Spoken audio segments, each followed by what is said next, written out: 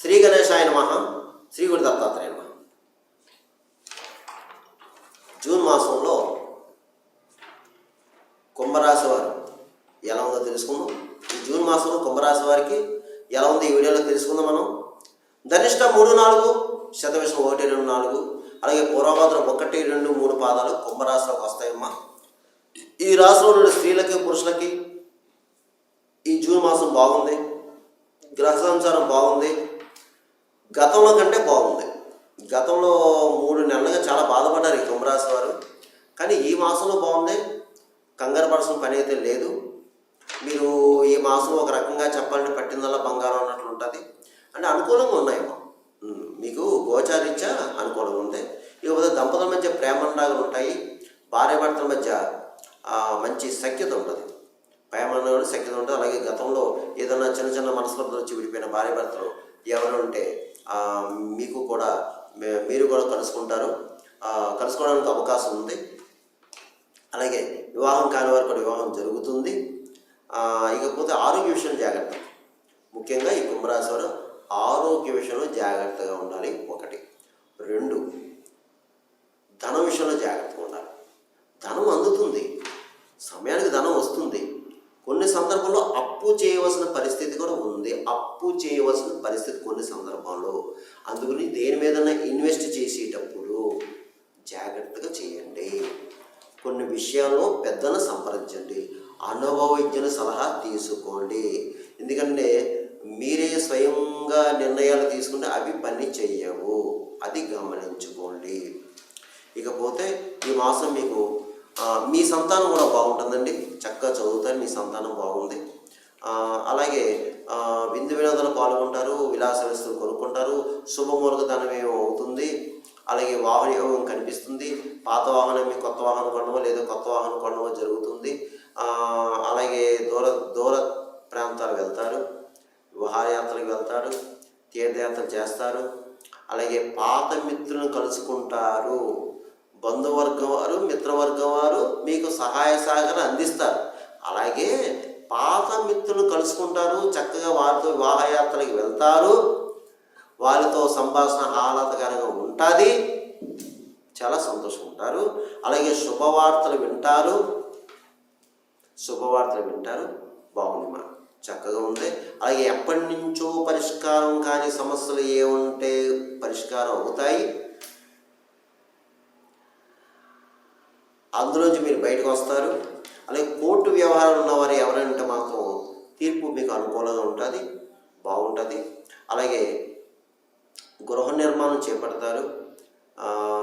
పాత అంటే ఇదివరకు గృహ నిర్మాణం చేపట్టుకున్న అవాంతర కార్యాల వల్ల అది ఆగిపోయి మళ్ళీ మధ్యలో ఆగిపోయి ఉన్నారు. మళ్ళీ పునః ప్రారంభించవచ్చు. అది మీకు పూర్తవుతుంది. అలాగే మీ వృత్తిపరంగా బాగుంది. అంటే ఎవరు ఏ వృత్తిలో ఉన్నా ఆ వృత్తిలో మంచి రాణింపు ఉంటుంది. అలాగే మీకు గౌరవ పురస్కారాలు లభిస్తే మీరు ఈ మాసంలో పెద్ద వాళ్ళని కలుసుకుంటారు. ఈ మాసంలో పెద్ద వాళ్ళని కలుసుకుంటారు. పెద్ద రాజకీయ నాయకులు కలుసుకుంటారు. ప్రభుత్వం సంబంధించిన వ్యవహారాలన్నీ మీరు చేసుకోగలుగుతారు.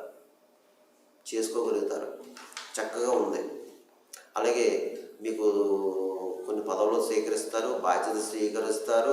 అదే సంఘంలో గౌరవ మర్యాద పొందుతారు. గౌరవాలను పొందుతారు. అన్ని విషయాలు బాగున్నాయి. వృత్తిపరంగా బాగుంది. వృత్తిలో రాణింపు ఉంటుంది. మీ స్కిల్ బయటపడుతుంది. మిమ్మల్ని గౌరవిస్తారు. గుర్తింపు లభిస్తుంది. అలా ఏదైనా సరే గతంలో అన్ని విషయాలు బాధపడ్డారు ఈ కుంభరాశి వారు. కానీ ఇప్పుడు మాత్రం మీకు బాగుందండి. ఇబ్బంది అయితే ఏమీ లేదు, ఏమీ రాదు. కానీ ప్రయత్నం చేసుకోవాలి. ప్రయత్నే ఫలం. ఎందుకంటే ఇప్పుడు మీరు ప్రస్తుతం ఏ నర్సరీలో ఉన్నారు కుంభరాశి వారు. కొన్ని అంటే వెంటనే జరగకపోవచ్చు పనులు. కొంతమందికి వెంటనే జరగవు. కొంచెం ప్రయత్నం చేయాలి. ట్రై చేయండి. అంటే కష్టపడాలి. ప్రయత్నం గట్టిగా చేయాలి. ముఖ్యంగా మీరు న్యాయబద్ధంగా ఉండాలమ్మా. కుంభరాశి వారు స్త్రీలు పురుషులు అందరూ కూడా న్యాయబద్ధంగా ఉండాలి. ధర్మబద్ధంగా ఉండాలి. ముఖ్యంగా పెద్దవాళ్ళని గౌరవించాలి. ముఖ్యంగా రిటైర్డ్ పర్సన్స్ ఎవరైతే ఉన్నారో వాళ్ళని గౌరవించాలి. బ్రాహ్మణుని దూషించొద్దు, గురువుని దూషించొద్దు. వాళ్ళ మీద ఏ విధమైన చెడు కామెంట్స్ చేయవద్దు.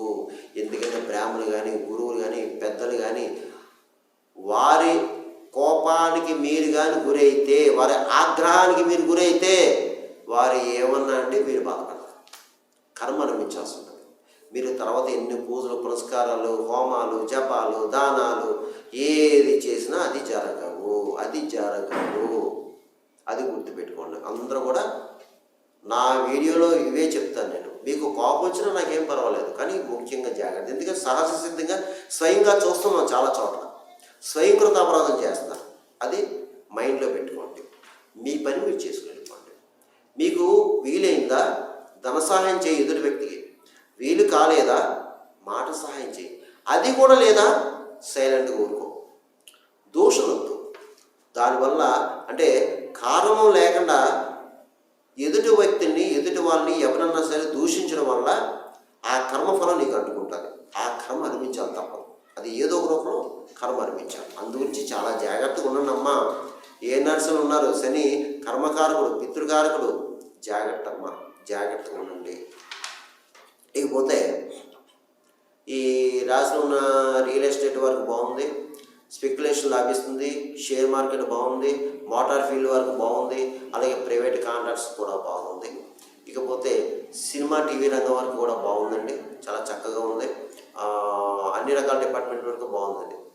నటీనటులు, ఇతర సాంకేతికులు, అలాగే సంగీత సాహిత్యవేత్తలకి అందరికీ బాగుంది. సువర్ణ అవకాశాలు వస్తాయి, మీకు అవార్డులు కూడా వస్తాయి. ఇకపోతే ముఖ్యంగా రాజకీయ నాయకులండి, ఈ కుంభరాశిలో ఉన్న రాజకీయ నాయకులు బాగుంది.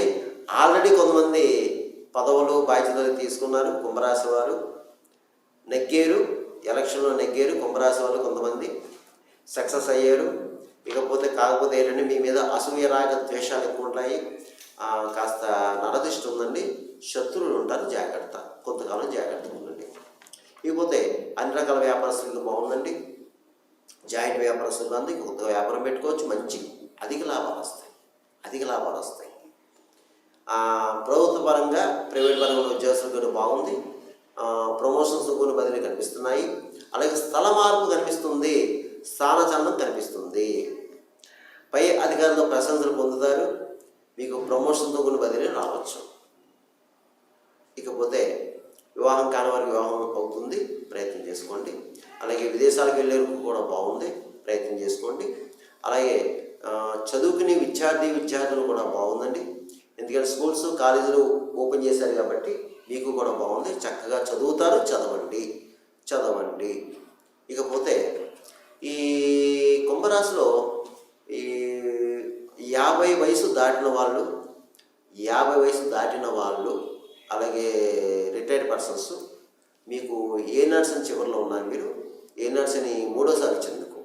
కాబట్టి కాస్త ఆరోగ్య విషయంలో జాగ్రత్త, మిగతా విషయంలో పర్వాలేదు. ఆరోగ్య విషయంలో జాగ్రత్తగా ఉండండి. పెద్దవారు ఆరోగ్య విషయం జాగ్రత్తగా ఉండండి. అలాగే ప్రతిరోజు సూర్య నమస్కారం చేసుకోండి అమ్మా. పెద్దవారు, ఆడవారు, మగవాళ్ళు కూడా ఈ వయసు మీద పడ్డ వాళ్ళు సూర్య నమస్కారాలు చేసుకోండి. ఆదిత్య ఉదయం చదువుకోండి చక్కగానే. అలాగే ఆ సూర్య అష్టకం చదువుకోండి. ఆ సూర్యుడి స్తోత్రాలు ఏదైతే చదవండి. వీలైతే దగ్గరలో ఏదైనా సూర్య దేవాలయం ఉంటే దర్శించుకోండి. వీలైతే లేదు అనుకుంటే చక్కగా విష్ణాలయం దర్శించుకోండి ఆదివారం రోజున, లేదా వెంకటేశ్వర స్వామిని దర్శించుకోండి ఆదివారం రోజున. ఇది చేసుకుని సరిపోతుంది. వీలైతే ఒకసారి స్వయంభూ సూర్యదేవాలు ఉన్నాయండి, మీరు దర్శించుకోండి కుదిరితే. ఇంకా లేదనుకుంటే మీ ఊర్లోనే మీ దగ్గరలోనే అక్కడ నవగ్రహాల దగ్గర రవిగ్రహానికి ఒకసారి పూజ చేయించుకోండి. ఒక్కసారి రవిగ్రహానికి పూజ చేయించుకోండి చక్కగాని. గోధుమలు ఎర్రటి వస్త్రం 1 కిలో పావు గోధుమ ఎర్రటి వస్త్రం మూట కట్టి 5 దానం చేయండి సరిపోతుంది. ఇకపోతే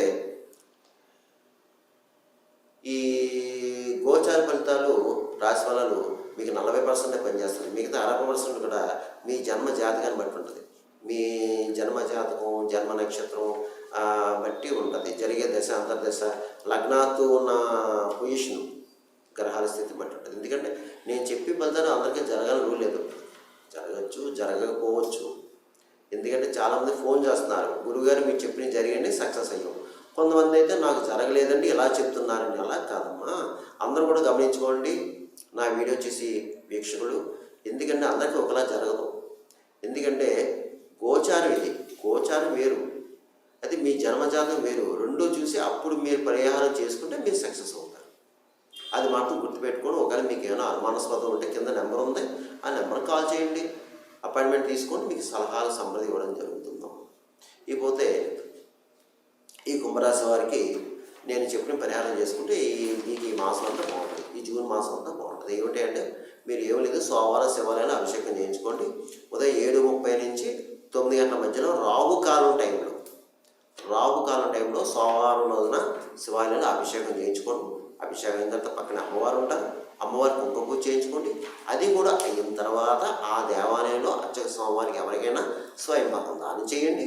స్వయంపాకం అనగా బియ్యము, ఉప్పు, పప్పు, కాయగూరలు వగేరా వగేరా మీ యథాశక్తి దక్షిణ తాంబూలం ఇవ్వండి.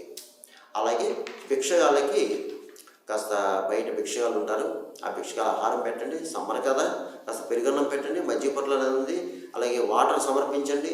అలాగే మోజువులకి ఆహారం పెట్టండి, నీరు పెట్టండి, ఎక్కడ నీరు వేయండి, పావురాలకు జొన్నలు వేయండి, కాకులకి దీపన్నం పెట్టండి, అలాగే పిచ్చులు చిరుదాని వేయండి, కుక్కలకి బిస్కెట్లు బ్రెడ్ పెట్టండి. గోవుకి ఆహారం పెట్టండి అమ్మా, గోవుకి దానా అంటే పచ్చగడ్డ వేయండి, గోవు ప్రదక్షిణ చేయండి. మీ అవకాశాన్ని బట్టి చేసుకోండి, మీ అవకాశం బట్టి చేసుకోండి. ప్రతిరోజు చంద్రశేఖరాష్టకం చదువుకోండి, ప్రతిరోజు శివాష్టోత్రం లేకపోతే ఓం నమః శివాయ మంత్రాన్ని చేసుకోండి, ఉదయం కానీ సాయంత్రం కానీ. అలాగే కాలభైరవాష్టం చేసుకోండి. ఒక శనివారం శని భగవానుడికి తైలాభిషేకం చేయించుకోండి. అలాగే మీకు వీలైతే ఏదన్నా శని క్షేత్రం వెళ్ళండి, లేదంటే షిరిడి వెళ్ళండి, సాయిబాబా దర్శనం చేసుకోండి. అలాగే పక్కన శని సింగనాపురం ఉంది, దర్శించుకోండి. లేదంటే మందపల్లి ఉంది, మందపల్లి వెళ్ళండి, అక్కడ శనికి తైలాభిషేకం చేయించుకోండి. లేదా హైదరాబాద్లో వర్గలు ఉంది, వర్గంలో శని భగవానికి తైలాభిషేకం చేయించుకోండి. మీ అవకాశాన్ని బట్టి, అంతే, మీ అవకాశం బట్టి చేసుకోండి. అలాగే ప్రతిరోజు కూడా దశరథ ప్రోక్త శని స్తోత్రం ఉంటుందమ్మా. ఈ కుంభరాశి వారు తప్పనిసరిగా ఆ దశరథ ప్రోక్త శని స్తోత్రం చేసుకోండి, చదువుకోండి, అయితే వినండి అంతే. మీరు న్యాయబద్ధంగా ఉండండి, ధర్మబద్ధంగా ఉండండి, అబద్ధపు సాక్ష్యం చెప్పవద్దు, అబద్ధాలు అసత్యాలు మాట్లాడవద్దు. చాలా జాగ్రత్తగా ఉండాలండి, మీరు చాలా జాగ్రత్తగా ఉండాలి. ఎందుకంటే ఈ కుంభరాశిలో ఏ నర్సం జరుగుతుంది, ఏ నర్సం అంటే శని కర్మకారకుడు, పితృకారకుడు. అమ్మ చాలా జాగ్రత్తగా ఉండాలమ్మా. మీరు ఎంత మంచిగా ఉండి ఎంత మంచి పనులు చేస్తే, ఎంత కరెక్ట్గా ఉంటే అంత శని భగవానుడి యొక్క అనుగ్రహం ఉంటుంది మీకు. ఆయన మీకు మంచి చేస్తాడు. లేదంటే ఆయన ఆగ్రహానికి మీరు గురవ్వాలి. అది మాత్రం గుర్తు పెట్టుకోండి. ఇకపోతే మీరు ఎక్కడైనా అన్నదానం జరిగితే అన్నదాన నిమిత్తం ఎంతో కొంత ఇవ్వండి, లేదా అన్నదానంలో పాల్గొనండి, అంతే, మీకు మంచి జరుగుతుంది. అందుగురించి ఈ కుంభరాశి వారు నేను చెప్పిన పరిహారాలన్నీ చేసుకుంటే మీకు ఈ మాసం అంతా బాగుంటుంది. సర్వేజన శుభ్రం అవుతూ శుభం అవుతూ స్వస్తి.